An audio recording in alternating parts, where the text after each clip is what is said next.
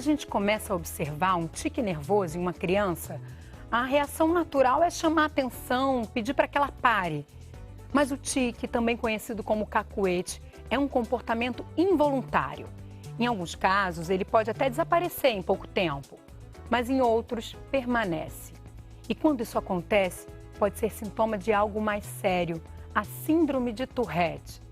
Hoje nós vamos ouvir o depoimento de crianças que sofrem com o preconceito por ter a síndrome.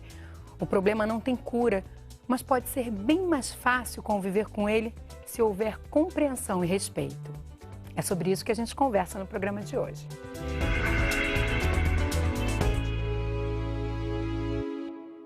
Meu nome é Ana Oni, eu sou psiquiatra, supervisora do ambulatório de toque e Tourette infantil na Unifesp.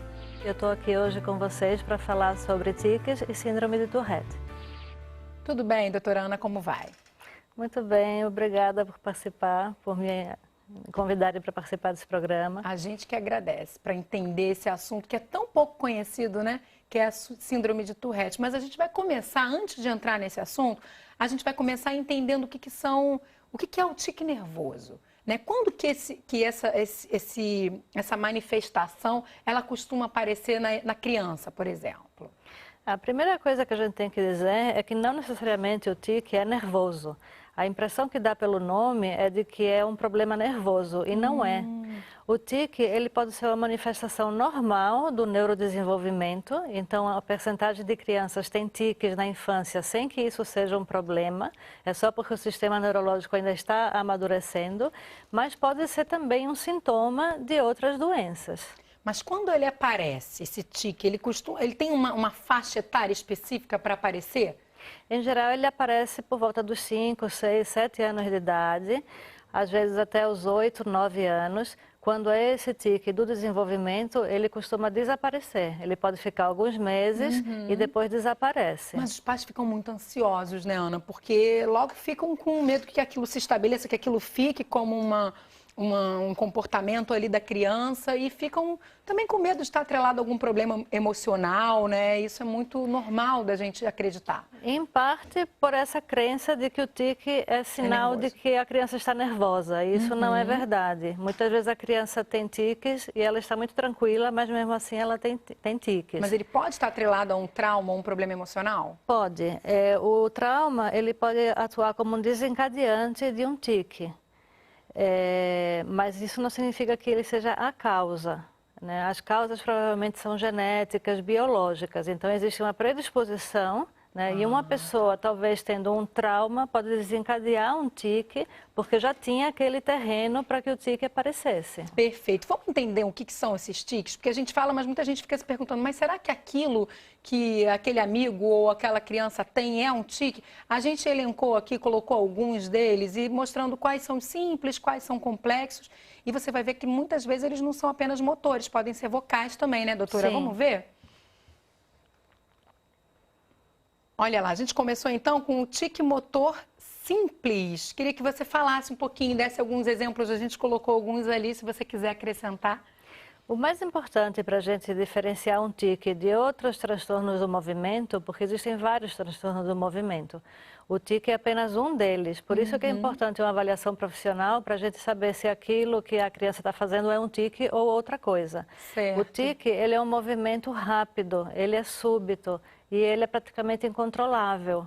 Então, isso distingue ele de outros distúrbios do movimento. Em geral, ele desaparece durante o sono. Ele pode desaparecer também quando a criança está concentrada em alguma coisa. Então, tem vários sinais que a gente tem que detectar para saber se é um tique ou não. Os tiques simples, eles envolvem pequenos grupos musculares ou um grupo muscular único, como piscar o olho, fazer careta. O tique complexo, ele vai envolver vários grupos musculares. Então, ele vai levantar o ombro, ele pode fazer movimentos. Parece que é um comportamento intencional, mas não é. Por exemplo, bater palma, né? E quando os tiques são vocais, eles também podem ser simples ou complexos. Vamos então colocar o próximo? Dá alguns exemplos para a gente, Ana. O mais frequente é fungar, né? Fungar ou então fazer barulhos com a garganta, Isso seria simples. pigarro. Isso são tiques simples. Os complexos envolvem falar palavras ou pedaços de palavras. E o sintoma mais famoso da síndrome de Tourette é a coprolalia, que é falar palavrões involuntariamente. Mas ele não é necessário para o diagnóstico, ele ocorre em 30% dos casos, mais ou menos. E existem outros tiques vocais complexos, como palilalia, que é repetir a mesma palavra várias vezes, e ecolalia, que é repetir o que a outra pessoa falou. Então, por exemplo, uma pessoa fala para o outro, vamos sair para passear? E aí a criança fala, passear, passear, passear. Né? Repete a mesma palavra várias vezes de forma involuntária. E isso pode ser visto até num primeiro momento como uma falta de educação, uma implicância, né, da criança, alguma coisa que ela pudesse controlar.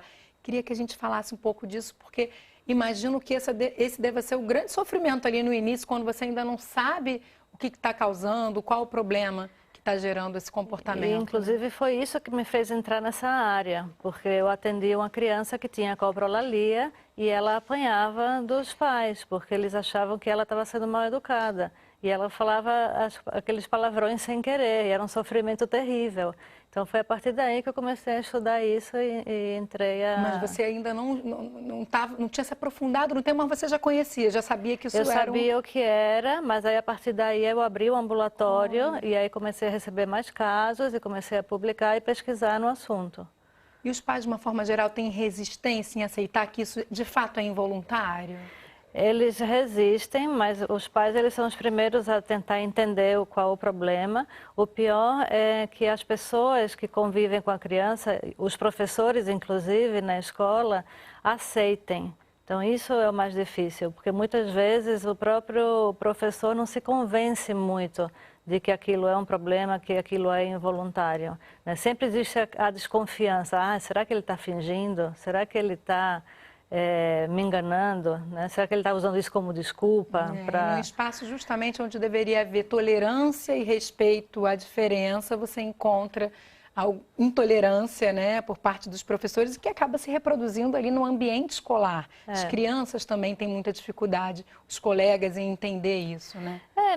O preconceito existe em todas as faixas etárias. A diferença é que a criança, ela não se inibe e ela provoca o bullying, né, o tão chamado bullying. Mas esse preconceito existe entre os adultos também. Então, os adultos com Tourette têm dificuldade de se relacionar, de arrumar um companheiro, um namorado, porque todo mundo acha estranho, acha que a pessoa vai ser louca, né? Eles acham que pelo fato da pessoa ter tiques, ela deve ter algum problema, ela deve ser louca, não deve ser normal. Existe todo esse preconceito. E existe preconceito, inclusive, de pacientes contra médicos. Recentemente eu atendi uma médica que disse, os pacientes dizem que não querem ser atendidos por uma médica que tem trimeliques. Né? Então, assim, o preconceito é muito amplo. Então, uma das coisas que eu tento sempre é isso, é tentar alertar e mostrar que aquilo é involuntário. Quer dizer, a pessoa não pode controlar e evitar que isso aconteça. Não afeta a inteligência, não afeta o caráter da pessoa. Vamos voltar um pouquinho, porque a gente acabou misturando os dois assuntos. Eu queria entender de forma bem clara o que pode ser já um sinal, um sintoma de Tourette, né? Você me deu alguns exemplos, mas acredito que tenha outros sinais aí que já configurem a síndrome, né? E o que pode ser um tique simples, né? O tique simples, ele normalmente não vem acompanhado de outros, e na Tourette é diferente. Fala um pouquinho sobre isso. Os tiques simples, em geral, são tiques únicos. Ou só piscar os olhos, ou só mexer o ombro. E eles são ou só motores, ou só vocais, fônicos. Quando tem os dois, é Tourette. Então, quer dizer, necessariamente no Tourette você tem que ter um tique fônico com um tique motor. Isso, essa é a definição diagnóstica. Né? Para você diagnosticar Tourette, tem que ter pelo menos um vocal, além dos motores, não necessariamente ao mesmo tempo. Você pode ter vários meses de tiques motores, depois algum mês de tique vocal, depois não ter mais vocal. Mas como teve os dois, o critério diagnóstico é que é Tourette. Então não interessa muito o nome que se dá. O problema de base é o mesmo, são tiques crônicos. E esses tiques no Tourette não necessariamente serão sempre os mesmos? Vão variando ao longo do tempo. existe uma coisa que a gente chama de progressão rostrocaudal. Em geral, começa em cima. Então, o mais frequente é que comece com piscar de olhos e depois vai descendo. Então, nariz, boca, ombros, braços, pernas. Isso vai evoluindo ao longo do tempo. Certo, Ana.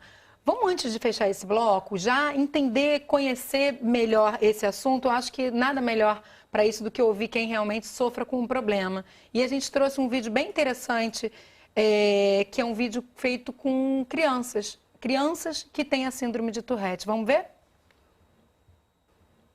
Tourette syndrome is a certain brain defect. It's a neurological problem that I was born with. That causes you to tic. Tics control our bodies. They come all the time. Coffee! It's there. Why do you have to make fun of it? They just think I'm real crazy. A person who has Tourette's isn't like a whole another person. Like me. I'm a regular kid. It feels weird because I'm in control of everything else. Why aren't I in control of that? Why can't I stop myself from doing that? Well, there it is. Try to hold back too much. You can't think of anything except holding them back, and you can't think of anything except doing them. I do that. Like I didn't mean to. Tics it's like an itch. Like you have to scratch it. You just do it. It's like controlling you, and you feel like you have to do it or else something's gonna happen. When I'm having a bad day and a lot of tics are coming out, I go really pretty much crazy. They called me a monster. I felt terrible. I felt like I was evil. Stand up, dust yourself off, and say, you know what, this sucks, but I'm gonna have to deal with it, you know? Kids with Tourette syndrome are just like any other kid, just with a few disabilities. But overall,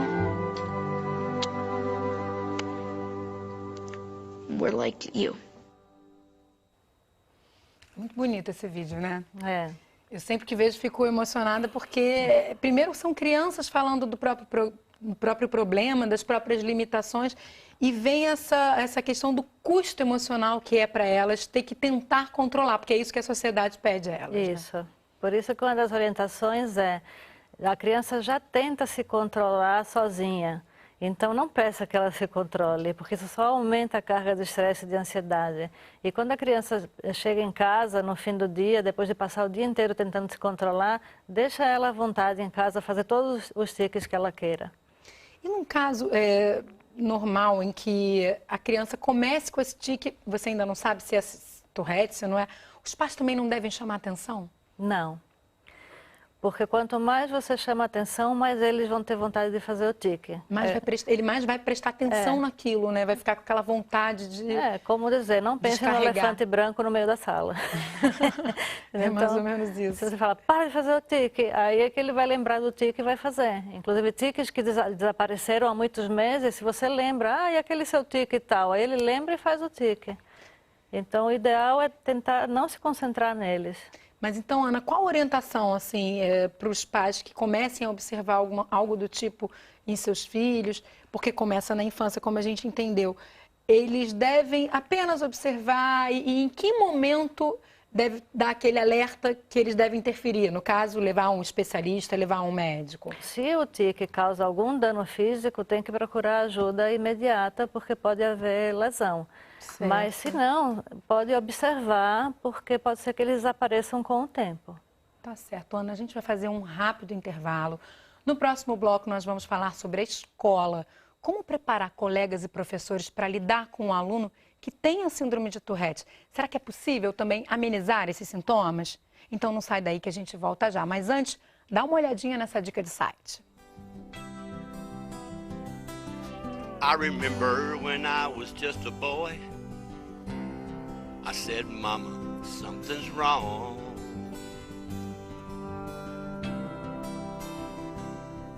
Why do I do these things I do? Will they be here very long?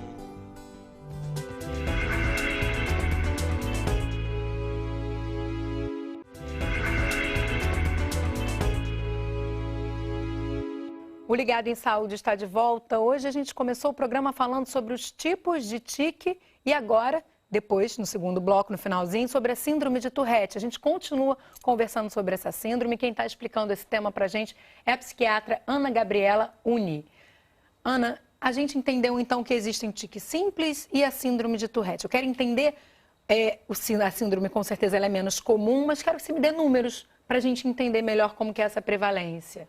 Antigamente se achava que era bem rara, que era 1 a cada 10 mil casos. Hoje em dia a gente sabe que não. Quando a gente junta todos os casos, os leves, os graves, até aqueles que estão lá na comunidade sem diagnóstico porque não atrapalham em nada, é 1% da população. Nossa! Ou seja, é muito frequente. É tão frequente quanto a esquizofrenia, quanto o transtorno bipolar. Mas porque tem graus também, né? Tem uns que são super tranquilos, que não precisam nem de tratamento, e tem aqueles que são gravíssimos, e aí sim, esses 1 em cada 10 mil que são aqueles casos muito graves. E deve ser complicado para diagnosticar também, porque muitas vezes essa síndrome vem associada a outros problemas de saúde. Queria que você trouxesse isso para a gente. Que problemas são esses que normalmente estão associados? Os que são mais frequentemente encontrados na síndrome de Tourette são o toque, que é o transtorno obsessivo compulsivo. Até 30% dos casos tem toque e até 90% tem sintomas obsessivos. Ou seja, tem rituais, tem algumas manias, sem que a gente dê um diagnóstico de toque, mas que fazem parte da síndrome. Até 50% vai ter déficit de atenção com hiperatividade. Então, por isso que é importante o tratamento global, integral, não né? só olhar só para o tique, né? Isso tudo vai desencadear muitas vezes, isso tudo vai trazer um impacto ali no dia a dia dessa criança na escola. Sim. Então, queria falar um pouquinho de escola, né? Você já tocou nesse assunto no bloco anterior, falou das dificuldades, mas o que a gente pode passar para um educador que esteja nos assistindo? Qual é a forma, a conduta que ele deve assumir dentro de sala de aula, até para facilitar o dia a dia dessa criança que já convive com a síndrome?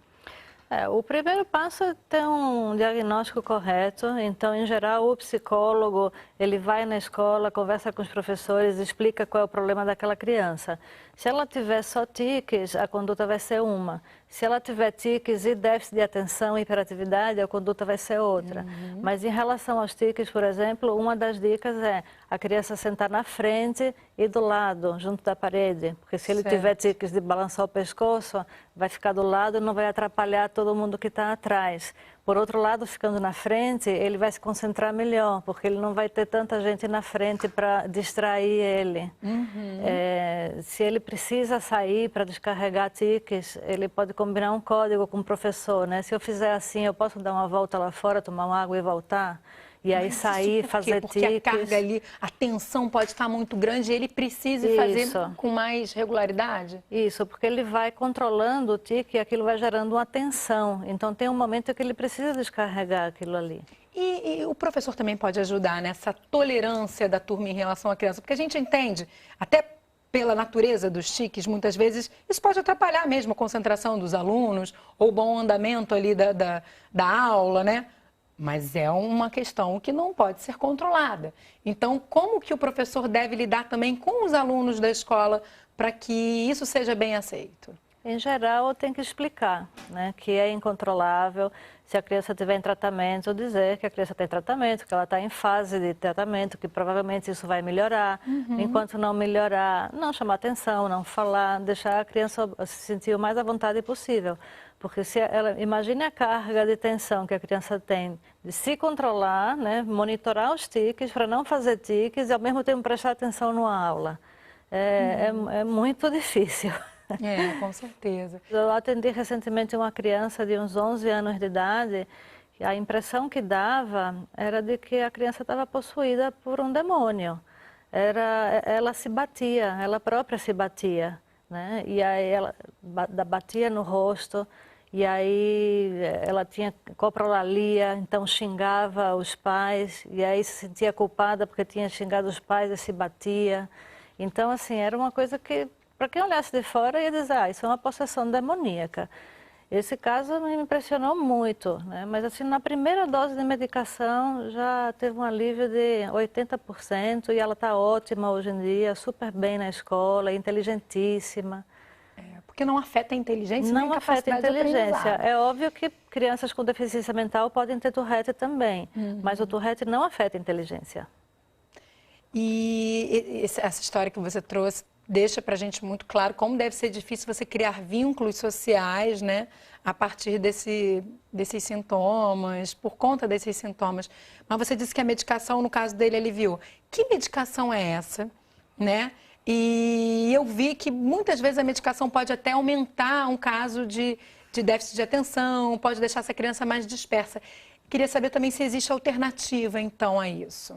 Existem várias medicações para tratar os tiques, não existe remédio específico para tiques. O que a gente usa são medicações que têm como consequência alívio dos tiques.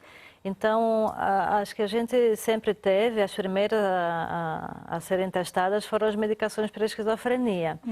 As medicações para esquizofrenia que a gente tem são medicações com muitos efeitos colaterais. E como as crianças são crianças que estão em desenvolvimento e que provavelmente vão tomar durante muitos anos, o ideal é que a gente escolha sempre as medicações mais seguras. As medicações mais seguras e com menos efeitos colaterais são as mais novas, as mais caras e as que estão no alto custo. E, infelizmente, as medicações de alto custo não são liberadas para Tourette. Então, isso a gente está falando do Sistema Único de Saúde. No SUS, claro, na clínica particular não tem o menor problema. Mas no SUS a gente tem dificuldade de tratar com as melhores medicações dessas crianças porque elas não estão disponíveis para a síndrome de Tourette. Sim. E aí a gente usa vários tipos de medicação, né? Medicações antipsicóticas, anticonvulsivantes, até antihipertensivos. Enfim, existe uma gama enorme de medicações que podem ajudar. Mas esses medicamentos, então, retomando, existem e no caso do SUS são liberados para diagnóstico de esquizofrenia. Isso. Então seria o caso de fazer uma adaptação, né? Até de entender, na portaria, na dispensação desses medicamentos, entender que eles podem ser muito úteis para as crianças e para os adultos, para quem sofre com a síndrome. Seria isso. Fica então essa demanda, né, Ana? Sim, está aí a demanda, né? Precisamos muito disso. E a gente está muito falando de criança, né? Mas adultos também sofrem com o problema, até porque vão crescer e continua, não tem cura, né, Ana? 1/3 dos casos tem remissão espontânea na vida adulta. Então, quando a criança chega, a gente não tem bola de cristal para dizer, olha, você vai ser sorteado e vai estar nesse 1/3 que vai ficar bom. Até porque é 1/3 só também, né? Mas assim, 1/3 fica bom, sem tiques. Outro terço vai continuar igual.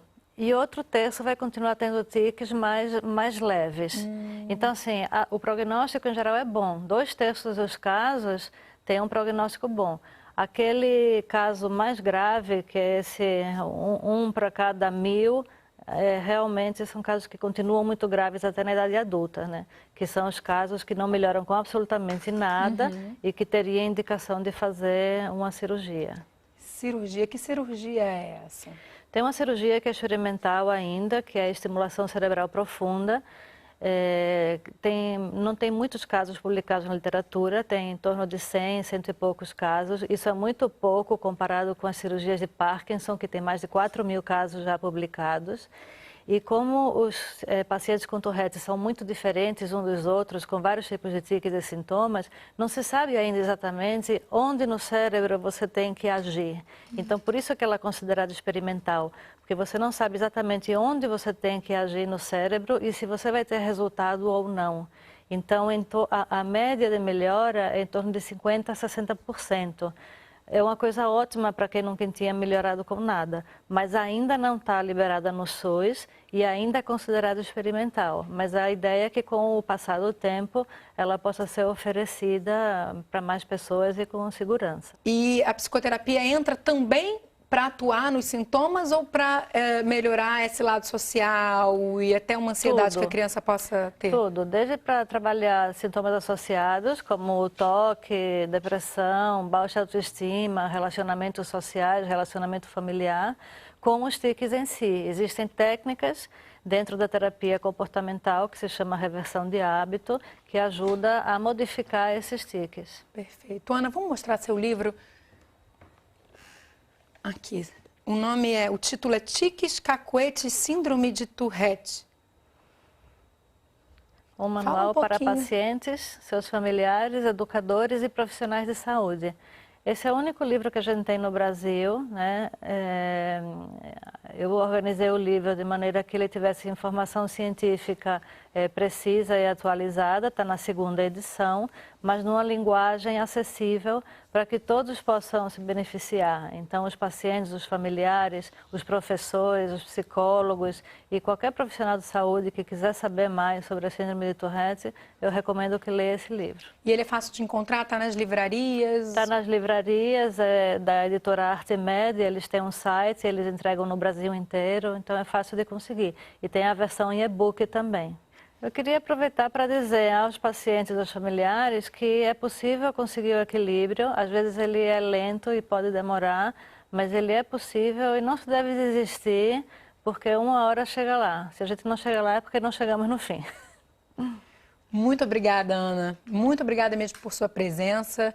Eu espero que esse programa consiga contribuir bastante para essas informações, né? O conhecimento é o que leva a gente a essa aceitação e até quem sofre do problema a se aceitar também. Sim. Né? Muito obrigada pela sua participação. Até uma próxima oportunidade. Obrigada. Hoje a gente conversou então sobre tique e síndrome de Tourette, mas se você tem alguma outra sugestão de tema ou até uma dúvida de saúde, escreve pra gente. Além dos contatos que estão aí na sua tela, agora você também pode falar com a equipe do programa pela nossa página no Facebook. É só curtir e participar. A gente se encontra no próximo Ligado em Saúde. Eu espero você.